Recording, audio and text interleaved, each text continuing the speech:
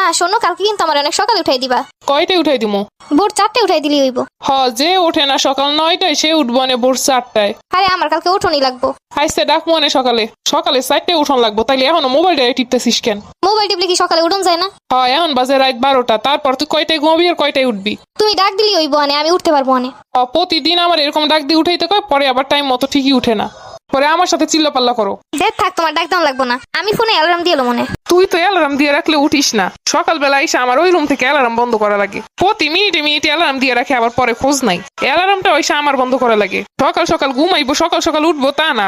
এটা তক্তা কিনছে, সে তক্তা সারাদিন খালি টিপবো। পাইছে একটা মোবাইল, সারাক্ষণ কিছু হইলি মোবাইলটার দোষ। রাতভর তো ওইটাই টিপিস। হইছে, তোমার বলা শেষ হইছে, তাইলে এবার যাও। এখন তো বড় হয়ে গেছিস, কোনো কথা কইলি এখন যাও। ফোনটারে টিপা টিপা মা বাবারে সম্মান দেওয়া ভুলে গেছে। ওইটারে টিপা যদি কোনো সম্মান শিখতো, কোনো আদব কায়দা শিখতো, তাইলে অনেলে বুঝতাম। খালি 2 দিন পর শুনি আম্মা অনলাইনে একটা ড্রেস পছন্দ হয়েছে, কিনা দাও। হ্যাঁ বুঝছি, এতদিনের যত কথা আছে পেটের ভিতরে ওইগুলো বইলে তারপর যাইবো। এই মোবাইলটা কেনার আগে সব ঠিকঠাক ছিল। টাইম মতো ঘুম নাই, টাইম মতো খাওয়া নাই, টাইম মতো কোনো কাজ নাই। এটা হইলো তোমাকে চোখের সমস্যা। একটু কোনো কাজে দেরি হইলেই মোবাইলের দোষ। মোবাইল কিনছি এর জন্য কোনো কিছু টাইম মতো করি না। আগেও যেই টাইমে খাইতাম এখনো সেই টাইমেই খাই, তারপরেও দোষ হইব মোবাইলের। এত কথা শোনাই, রাগ হইয়া কইতে পারিস না মোবাইলের চালামু না? আমি তো জানি, এইটাই তোমাকে মনের বাসনা। কত কাইন্দা কাইডা কত কাহিনী করে মোবাইলে কিনছিলাম, মনে আছে? ওইটাই তো বড় বলছিল আমাগো। তোর কান্নাকাটি দেখে ভাবছিলাম পোলা পাইন চাইতেছে দেই। কেনার পর থেকে বুঝতেছি কেমনে ধ্বংস হইতাছিস প্রতিটা সেকেন্ডে সেকেন্ডে। আমি কি একা মোবাইল চালাই? সারা দুনিয়ার সবাই হাতে হাতে ফোন। যত সব নিকেইমা মানুষ আছে তারা ফোনের অপব্যবহার করে তোর মতো। ফোন কেনার আগে কইতি মোবাইলে বিভিন্ন শীট দিব, বিভিন্ন ক্লাস হইব। এখন কি আর দুর্যোগপূর্ণ সময় ওরকমের ব্যবস্থা ছিল? কিন্তু কেনার পর থেকে আমাগো জীবনের যে দুর্যোগ শুরু হয়েছে সেইটা দেখবো কেডাই? কই একদিনও তো দেখলাম না মোবাইলে কোনো পড়াশোনার কাজে লাগছে। তুমি যেইগুলা জানো না সেইগুলা নিয়ে কথা কইও না।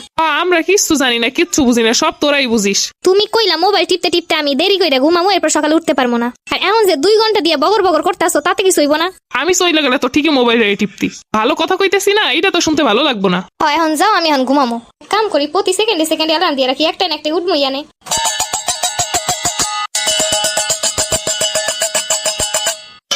দেখছো নি অ্যালার্মটা বাজতেছে, এখনো বন্ধ করতেছে না। আমি জানতাম প্রতিদিন এমনই করে। এই তুই উঠবি না? তোর অ্যালার্ম বাজতে বাজতে শহীদ হয়ে গেল।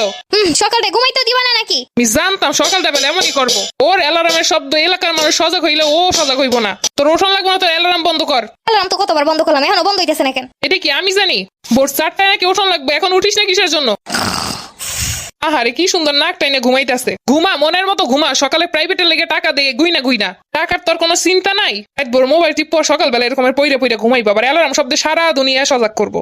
অ্যালার্মের শব্দে ঘুমটা হইব না। এইদিকে আম্মা আবার চিল্লা শুরু করছে। আম্মা যাও তো, মোবাইলটা ফালাই দিয়ে আসো তো, ঘুমাইতেছে না অ্যালার্মের শব্দে। এখন অ্যালার্মের শব্দ সইতে না পাইরা মোবাইল ফালাই দিয়ে আসতে কইতাছে।